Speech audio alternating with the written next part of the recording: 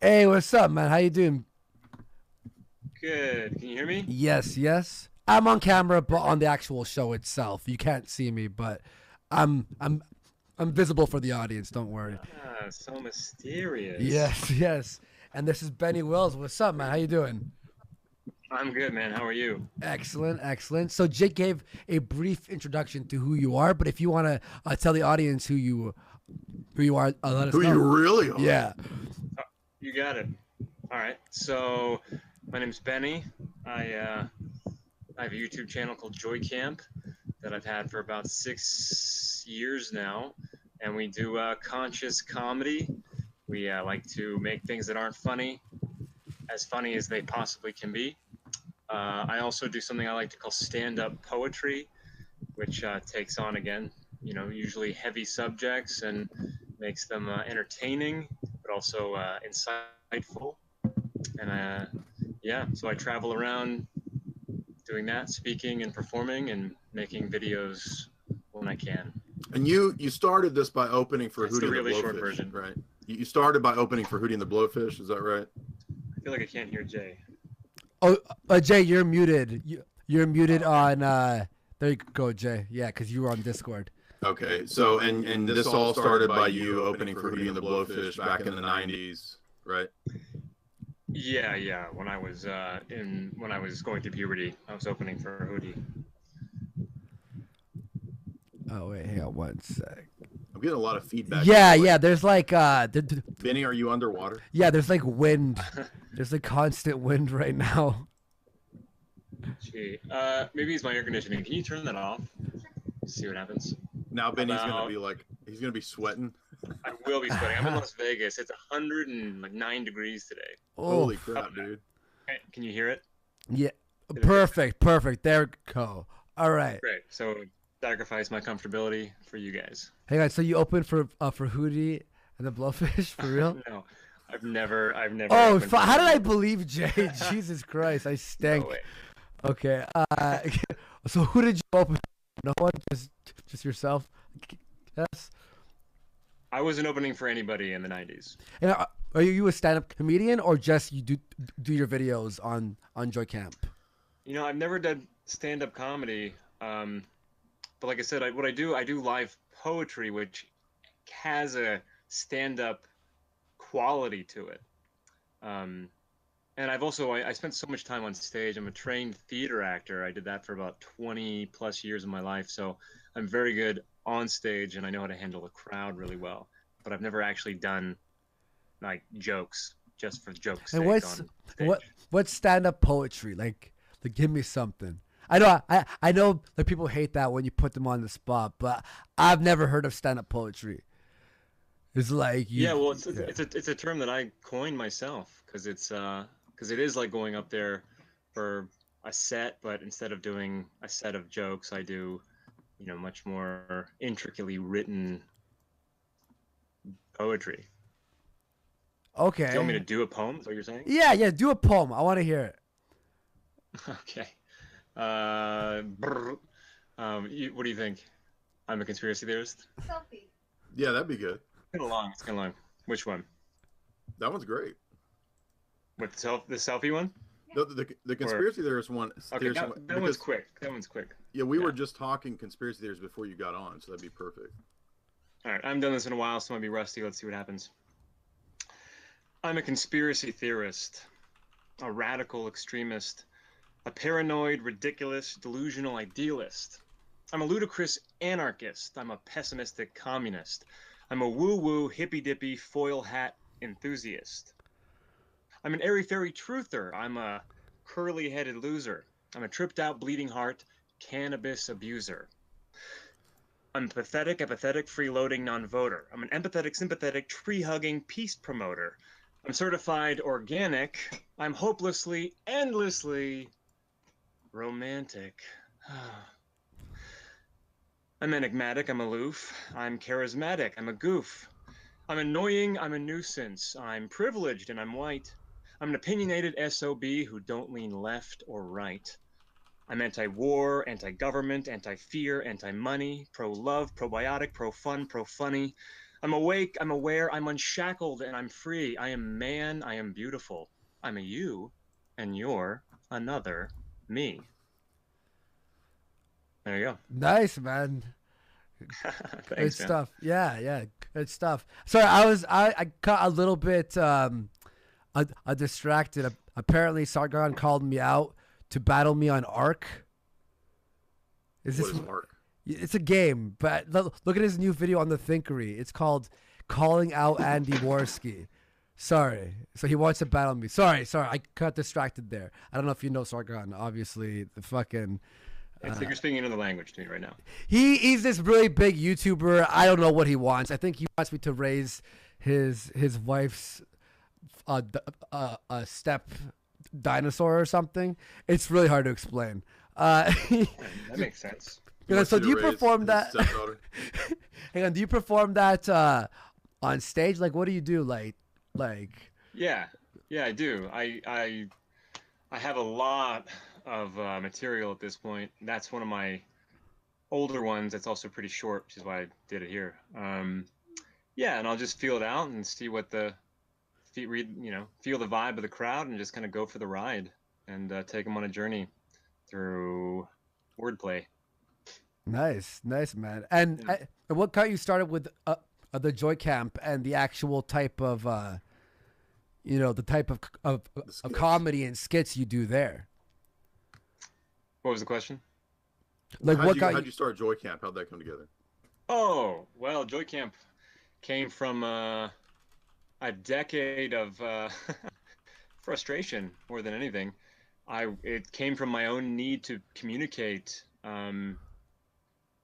better, because I was going down the rabbit hole at an alarming speed and not knowing how to make sense of what I was learning or processing, and also having a really hard time conversing with people without getting in arguments. And all the while I was studying to be an actor and doing comedy, and so then I finally realized how to use those skills that I already had and apply them in a way that was both therapeutic for me and beneficial for others. That was a way of communication. So it came from that. It came from a real need to participate and also to figure out how to communicate to people. And laughter is just a great way. Laughter makes people less guarded when it comes to taboo subjects. The first Joy Camp video that I saw was the princess intervention, and that one cracked me up right away. How did that come about? Because I thought that was a genius skit. How did you come up with that? Oh, thanks, man. That came from a frustrated rant that I went on personally with Kevin from Joy Camp and his little brother. I was just going on a rant about princess culture, and they were laughing the whole time because their niece, who's the girl in the video, is that girl. I mean, she was brought up loving Disney and worshiping these princesses, and she had all the outfits for all the different princesses. And I just was going on this rant about how ridiculous it is, because it's just setting up girls to be disappointed, because there are no princesses in America. So you have this ideal that's literally unreachable, unless you're Meghan Markle, I guess. But otherwise, it's impossible. So it's just setting them up for disappointment. And so it started with a rant, and then I don't know, one thing led to another, and we came up with this sketch where we could actually have an intervention where I could actually explain to a child what she was actually participating in, and the rest is history. Nice, man. Nice. Yeah, well, Jamie has a whole my girlfriend, fiance, she has a whole chapter on that in her book about princess programming. And so I thought it was a perfect illustration of that principle, that people don't realize that entitlement is actually something that you can inculcate into people to turn them into just fucking shitty bitches, basically. Totally. Yeah. By the way, Sonia, my girlfriend, is reading that book right now. Oh yeah. And has been. Yeah. Oh yeah. She's deep into it. She loves it. Now, so one of these other skits that I thought was really telling was can you tell us about the Comedy Central thing? Like, why I think you said something like, so you guys have a pilot. I thought the pilot was great. I'm sitting here watching it. I'm like, this is genius, dude. Thanks, and man. and I think you guys were told that it was too smart. That's crazy. Yeah, Comedy Central was the first one to tell us that. We kind of got told that down the line. I mean, Really? Okay. we did. Yeah, because we were our a producer in Hollywood ended up finding our channel and loving it because he said no one else was doing what we were doing, and we were doing it so well that he wanted to, fund a pilot that we could then pitch to networks. And we went all in, man. We went all in, and for an entire year, that was pretty much our focus, was getting that together. So when we were shopping it around, we went from everywhere from Comedy Central to MTV to what's the online ones? Okay. Yeah, what are they? I forgot the names of these ones. Full Screen and True TV and AMC and FX and a bunch, NBC even, and Really? everyone was legitimately impressed with our product, but no one knew what to do with it. So it was interesting because at the beginning of every one of these meetings, you could see that for them, it was just them taking a meeting. Like, they didn't know who we were whatever. And then we were like, they're 11 o'clock, And then after we watched the pilot with them, they were all upbeat and really liked it. They just didn't know what to do with it. And Comedy Central in particular said, yeah, this is too smart for us. I mean, so what are you going to do? It was like, how did you respond to compliment, that? But how did you respond to that? Did you go? Well, we didn't really know what to say. I mean, we said, well, thanks, but it was also very discouraging. So we didn't like get mad or anything in the moment, but it was frustrating, and they wanted us to keep in touch, and I guess you could say we dropped the ball, but we just moved on. Yeah. So what are you doing now? Like, frustrating. what's the goal now? Well, I've been setting out on more of a personal path recently. I finally got out of Los Angeles, where I was for 8 years. And I'm developing a new brand that's called Regeneration, which will be launching next month. And it's inspired by these events that I've been having one last year and one this year, where it's a conference that I organize, but it has a creative emphasis, because I feel like you can reach people with information through creativity so well. So it started off with speakers who can come on and give you some heavy information that's also important, necessary for the times we're living in, but then balance it out with like poetry or music or painting or dance or anything else that can be that's impressive but also can reach people. So I'm doing that, as well as starting my own podcast. Nice. And also just producing more content that I write. So that's what's next. Meanwhile, the Joy Camp guys and I will be getting together later this summer to film a bunch of stuff and keep that going. So that's great. I got a lot going on. You guys have this Donald Trump campaign ad, you guys had like 500,000 views on that. You've got tons and tons of content on here. I'm looking through all these videos, and I've seen about 30 of them, and it's like, dude, I'll never get through all of these. I mean, they're great. I enjoy watching them, but I liked your New Age guy. That was really funny. I liked the when the internet goes out. I thought that had a great message about how normal we would be if we weren't worshiping our smartphones. Right. Smartphones spying on everyone. That was great. That was sure. Good message there. So I don't know. Can you tell us what Joy Camp will be doing in this future content? Will it be more of the same stuff, or are you going to do something new? Well, because we're so spread out now, I mean, the guy, Kevin still in Los Angeles, and then Tony from Joy Camps up in San Francisco. I'm on the road. I mean, we live in a travel trailer now, so we'll be all around the place. So we're going to have to be more specific. So when we get together, we already have plans to get together in, let's say, August, and film as much as we can in like a week's time, and then release that content over the next few months. Yeah, but do you have any of it planned? Like, what is it going to be? Oh, good question. We definitely want to do some conspiracy guy, because that's like the most popular, I guess, series of videos we have. I would like to do another silent film. We've done 2 of these silent films where it's all Mhm. black and white, and we all really like doing those.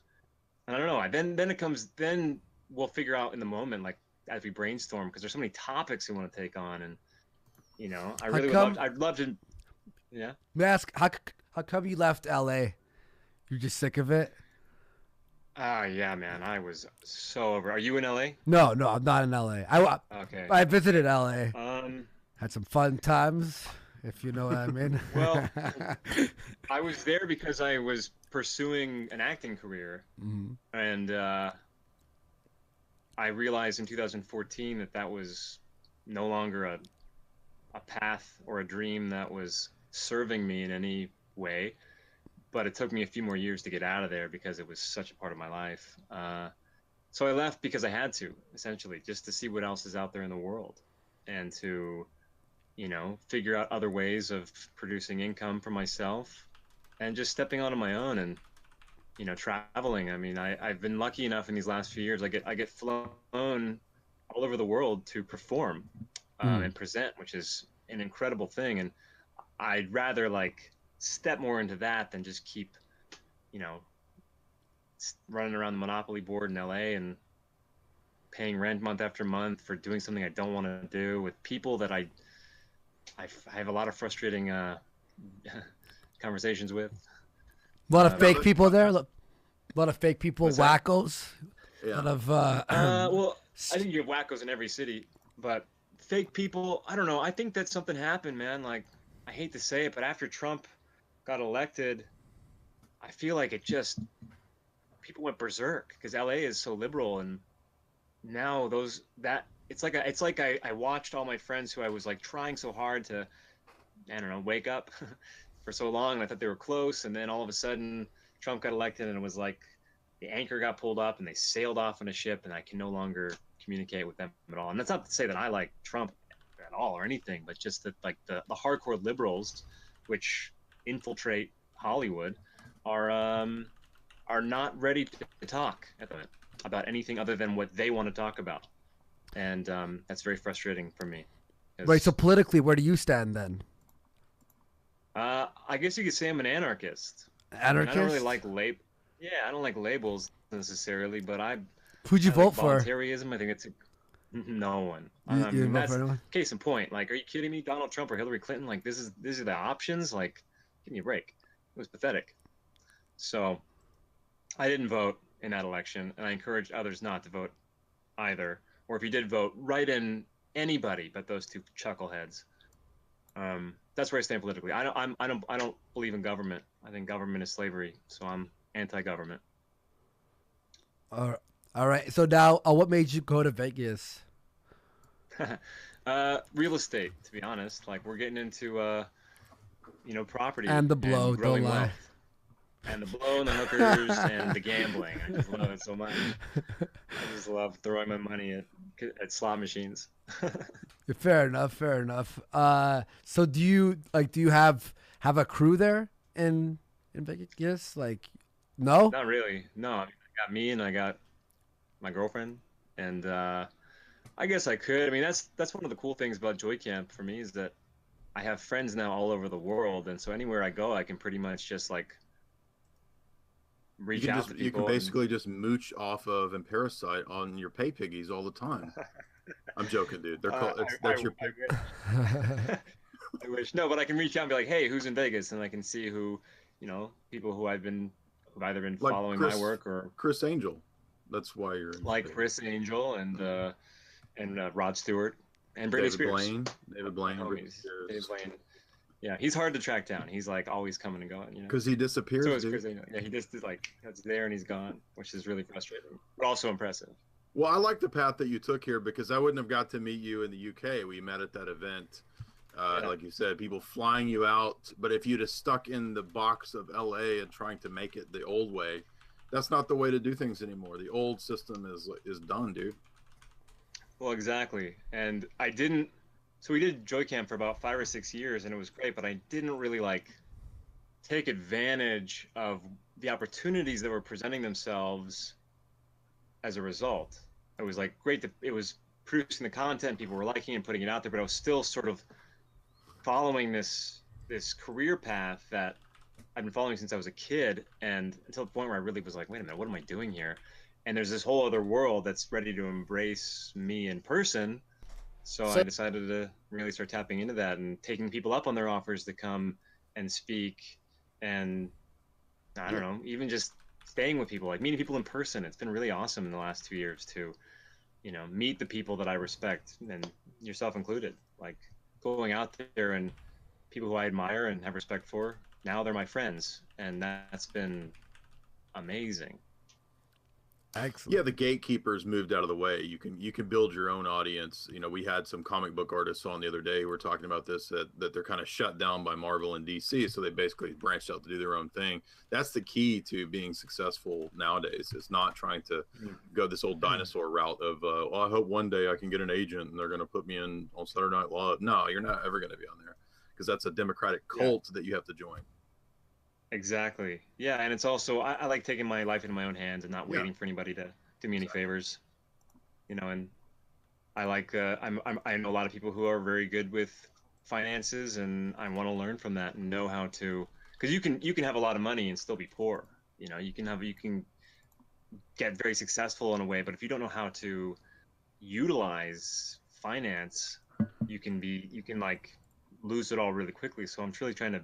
I said in a poem earlier that I'm anti-money, and when I wrote that poem, but I'm actually not anti-money. I'm anti-manipulation and anti. I've been really healing my relationship with money and seeing it as a tool and trying to utilize it in the best way possible for myself, so that if I can see this matrix for what it really is, there's no reason why it should defeat me.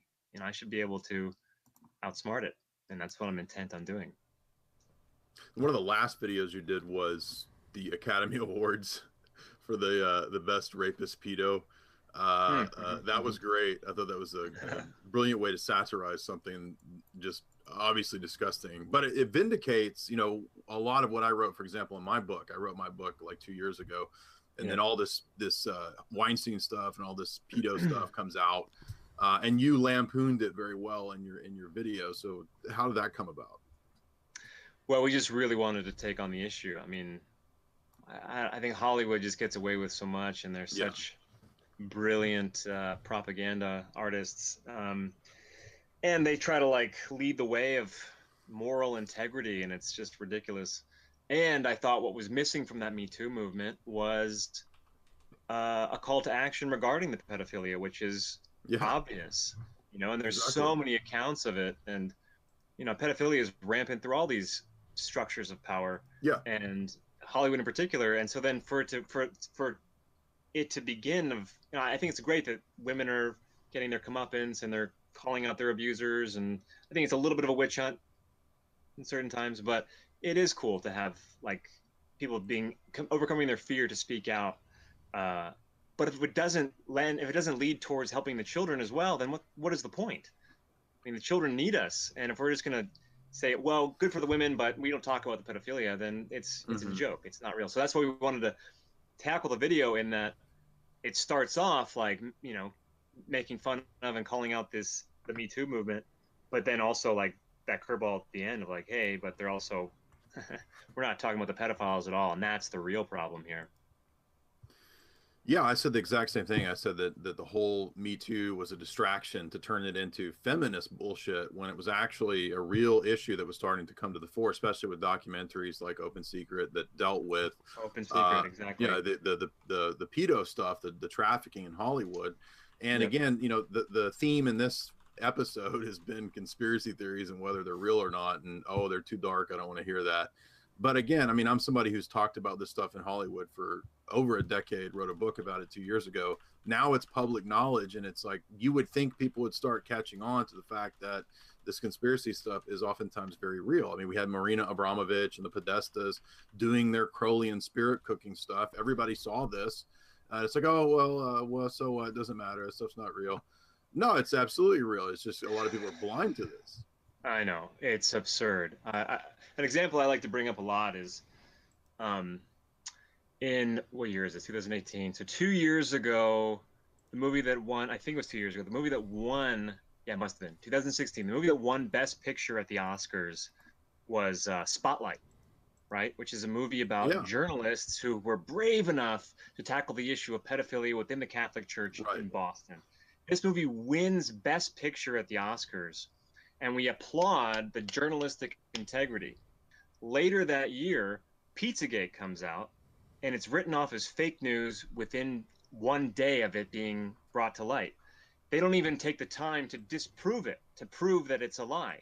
You know, if you want to claim that it's fake news, prove it. And the fact that they didn't shows that they're guilty, I think. But it's interesting that in the same year we can acknowledge, yes, there's a problem with pedophilia in this structure of power, religion. Why wouldn't it be there in government? Why wouldn't it be there? You know, and the fact that they won't even. Yeah, exactly. I mean, yeah. So perfect example, and yet the movie celebrates journalism. I mean, and then journalists absolutely fail when it came to Pizzagate. You know. Anyway, go on. Sorry. There's too many pedophiles out there, apparently. Eh? I mean, an alarming number of pedophiles out there.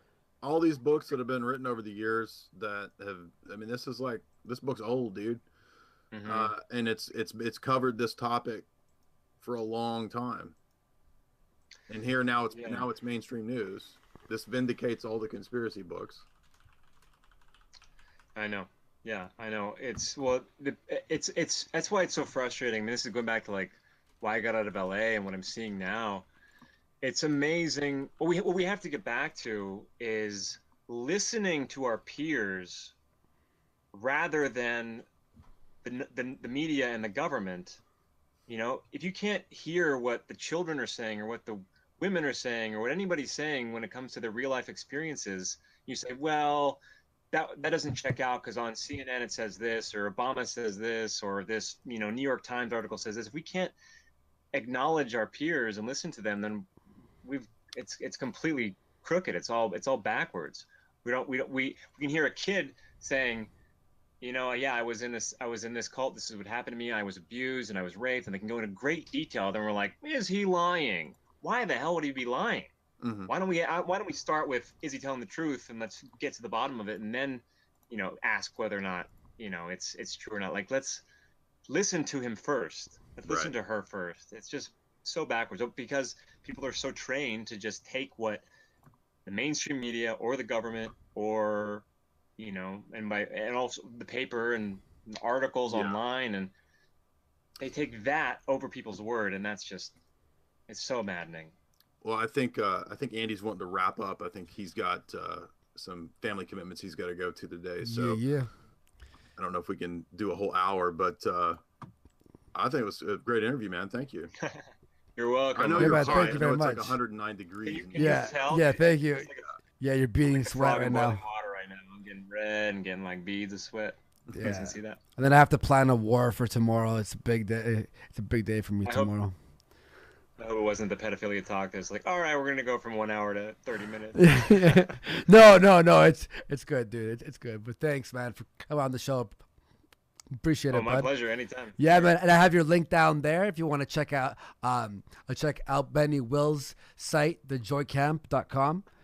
Hit that link. And man. YouTube.com/joycamp. All right, man. Thanks for being on the show, bud. Thank you. All right. Peace. See ya. Easy, man. Are we off air? No. I'm gonna wrap up. So you just I hit the hang up button. Yeah, which is right. There we go. Hang on. Before we leave, Jay, I want to check something out. All right, man. Yeah. Yeah, I'm gonna send you the my circle. This is getting this is getting pretty serious right now. Apparently. Oh boy. Here, I'm gonna fucking here. I'll send you the link. I'll tell you when to hit play, cause I want to play this shit. All right, let me fucking. All right, let's see this. Ready? 3, 2, 1. So I heard on the grapevine that Andy Warski was planning, along with a bunch of his subscribers, to raid my Ark server while I was away. But unfortunately, they couldn't do it because while I was away, I was planning on shutting down the Ark server. But I actually don't have to do that now. So I've reset the Ark server and I've installed it on a new map called Hope. I did this the other day, so there's literally no one who's been on it. And I'm saying, Andy, that you're too much for pussy, and I'm calling you fucking out. Come on, if you think you're hard enough, my son. Let's do it! You can set up your tribe on the east side of the map, I'll set up my tribe on the west side of the map, and we'll find out who has the most dangerous autists on the internet. And I'm telling you it's me, because your subscribers are all cucks. He called all of you cucks! And basically, we'll set up on the west side, and then come over and colonize the east side, and you won't do anything about it, because you're a fucking pussy. Oh!